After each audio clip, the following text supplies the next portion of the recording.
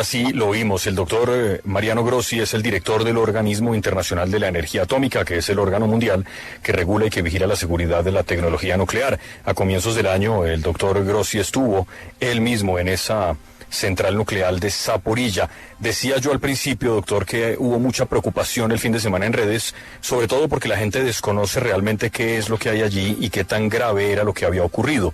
Pero lo que entiendo es que la misma autoridad nuclear de seguridad del mundo ha dicho que no hay razón para preocuparse y que todo está bien en medio de lo que ha ocurrido. ¿Es así? Bueno, diría que hay y no hay razón para preocuparse. El hecho de que exista un incidente de esta naturaleza en una central nuclear en sí es gravísimo. La precisión en cuanto a que no hay un peligro radiológico inminente es también importante y la tenemos que puntualizar para no sembrar el pánico y porque realmente la parte de esta central nuclear que fue afectada por este incendio y probablemente por una incursión de un dron, es una parte que no es una torre de enfriamiento y por lo tanto no contiene material nuclear y debido a esa razón no es de esperar que exista un accidente que libere radioactividad al medio ambiente y en ese sentido es que el organismo que yo dirijo ha indicado que no hay un motivo de preocupación inminente, pero la preocupación que nosotros tenemos, que yo tengo personalmente, desde que la central de Zaporilla fue ocupada al comienzo de la guerra entre Rusia y Ucrania, allá por el 2022, es que evidentemente esta central que está en la línea del frente prácticamente de la guerra, ha sido objeto de ataques en el pasado y hay una gran cantidad de material nuclear allí y por eso es que el Organismo Internacional de Energía Atómica está pendiente de lo que allí suceda. De hecho, nosotros tenemos allí establecido un equipo permanente desde el año 2022 que exactamente, que está tratando de informar, de asistir y de velar por la seguridad de esa instalación. Doctor, en Zaporilla ustedes tienen como Organismo Internacional de la Energía Atómica un grupo de expertos, un equipo que está estacionado en la planta, que como usted mismo ha recordado, está controlado por las autoridades rusas. Sobre lo que ha ocurrido parece haber dos versiones, o un ataque con drones, o que el incendio se produjo dentro de la instalación, digamos, no por un ataque externo, sino por algo que pasó dentro de la planta. ¿Su equipo allí puede confirmar algo de esto?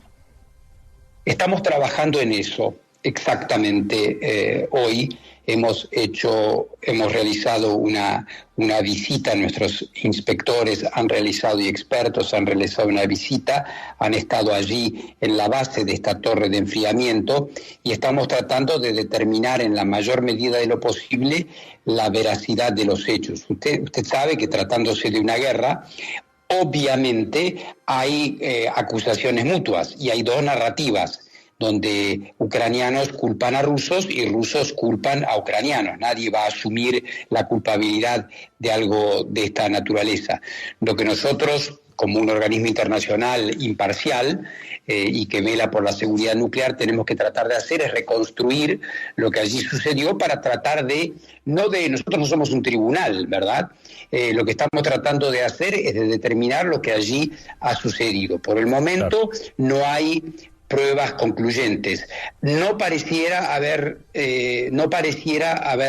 existido un fuego causado y motivado y generado allí mismo. Esa es la impresión que tenemos luego de la visita de hoy, pero al mismo tiempo, por la naturaleza del incendio que allí existió, no tenemos restos de un dron. Por lo tanto, es muy difícil para nosotros determinar fehacientemente y sin lugar a dudas. No olvide usted que nosotros somos un inspectorado internacional, no somos un grupo de comentaristas o de analistas que vamos a hacer especulaciones sobre quién podría haber sido. Nosotros, así como inspeccionamos centrales nucleares en todo el mundo, en Irán, en Siria, en Corea del Norte, en lugares muy difíciles, como usted seguramente sabrá, ese es el prestigio que tiene este organismo. Cuando hablamos, lo hacemos sobre la base de un juicio basado en nuestra comprobación independiente de los hechos. En este caso es complicado, pero estamos por producir una nueva actualización, en inglés un update, una actualización, un informe de actualización de lo que allí ha sucedido en el transcurso del día.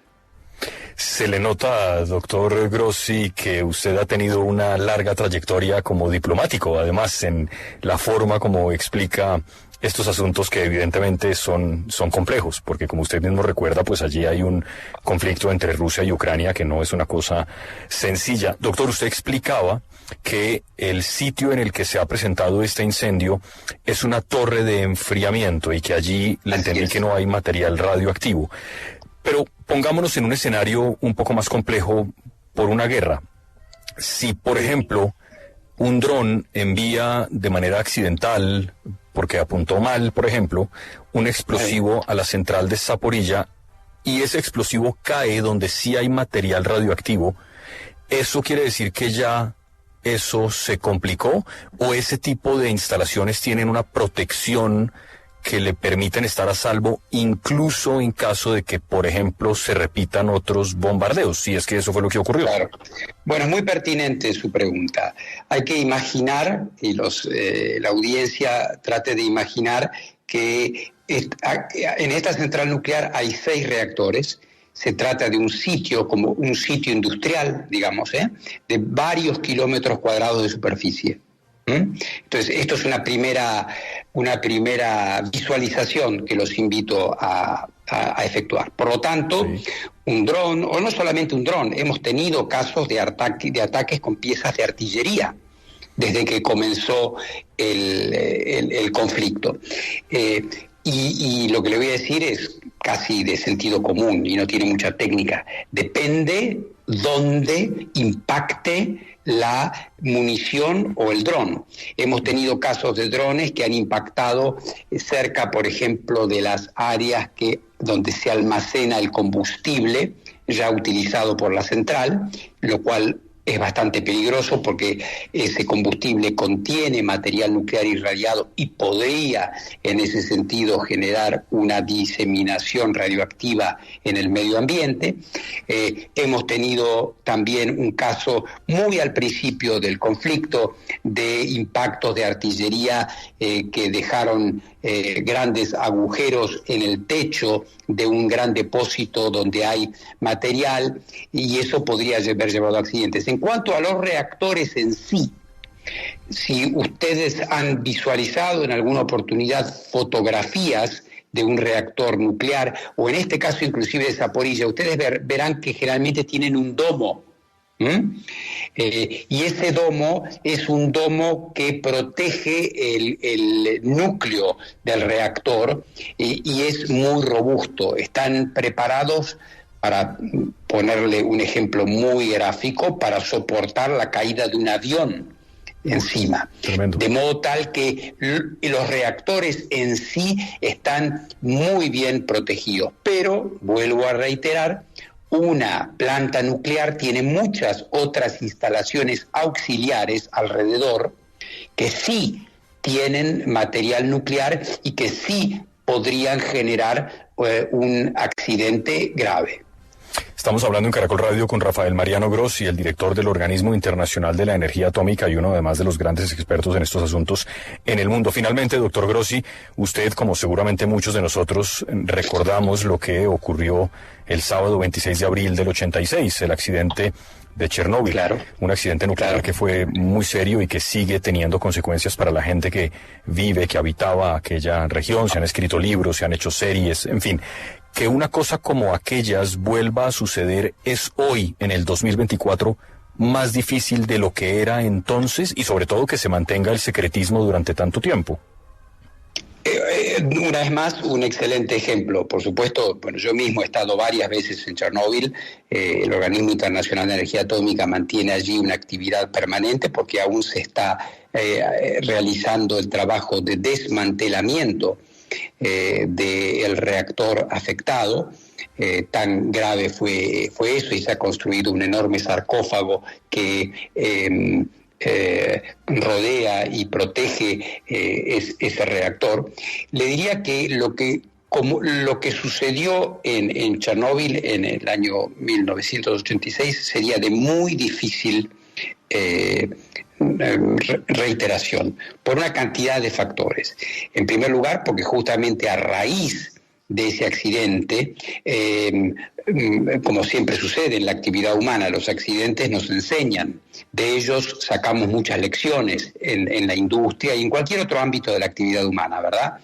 Entonces, a partir de allí es que se generó una cultura de seguridad nuclear muchísimo más fuerte, muchísimo más robusta, para evitar ese tipo de accidentes. No olvide, usted se mencionaba, por ejemplo, libros y series, y seguramente usted mismo o muchos de sus oyentes han visto las series de televisión que se produjeron. No olvidemos que ese accidente se produjo fundamentalmente por errores humanos, ¿verdad?, que llevaron a una concatenación de factores muy desgraciada.